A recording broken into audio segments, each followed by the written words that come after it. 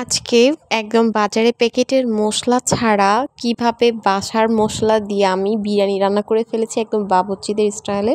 চলেন আপনাদের সাথে শেয়ার করি। তো প্রথমে আমি সরি বলে নিচ্ছি যে আমি মাংসটা কিভাবে কষিয়েছি রান্না করেছি সেই ক্লিপগুলো নিতে ভুলে গিয়েছি। তো যাই হোক আমি আপনাদের মুখে বলে দিচ্ছি। তো প্রথমেই আমি একটা হাঁড়িতে কিছু পরিমাণে তেল নিচ্ছি। আমি 1 কেজি পরিমাণের আছে চালের বিরিয়ানি রান্না করব।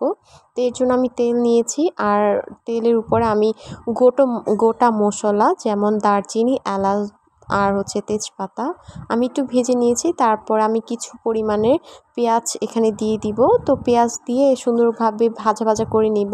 যখন একটু ব্রাউন কালার হয়ে যাবে তখন আমি কিছুটা পরিমাণে পানি দিয়ে দিব। এরপর জয়ফল আর জয়ত্রীর গুঁড়ো দিয়ে আর কাজু বাদাম, পেস্তা বাদাম সব কিছু একবারে পেস্ট করে আমি দিয়ে দিয়েছি।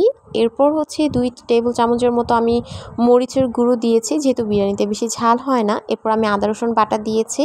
এরপর ধনিয়ার গুঁড়ো, জিরার গুঁড়ো এগুলো দিয়ে আমি মশলাটাকে ভালোভাবে কষিয়ে নিয়েছি।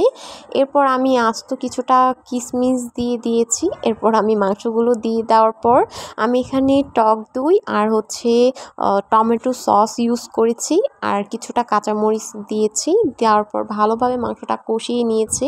এরপর যখন লেগে আসতেছিল তখন আমি এখানে কিছুটা 1 কাপ পরিমাণে লিকুইড দুধ ইউজ করেছি।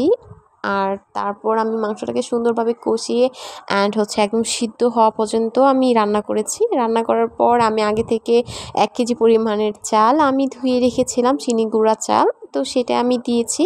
এরপর মশলাটার সাথে ভালোভাবে চালটা আমি একদমই মিক্সড করে নিলাম, দেখতেই পাচ্ছেন। এরপর আমি আগে থেকে 2 লিটার পানি আমি গরম করে রেখেছিলাম, সেটাই পানিগুলো দিয়ে দিলাম এখানে।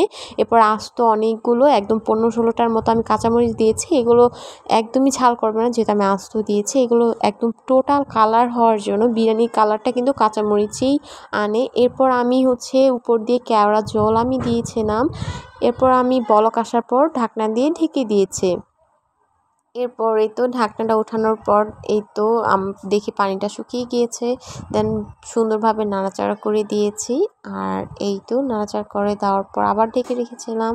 তারপর ঢাকনা ওঠানোর পর দেখি এই তো আমার বিরিয়ানি একদমই পারফেক্টলি কুক হয়ে গিয়েছে।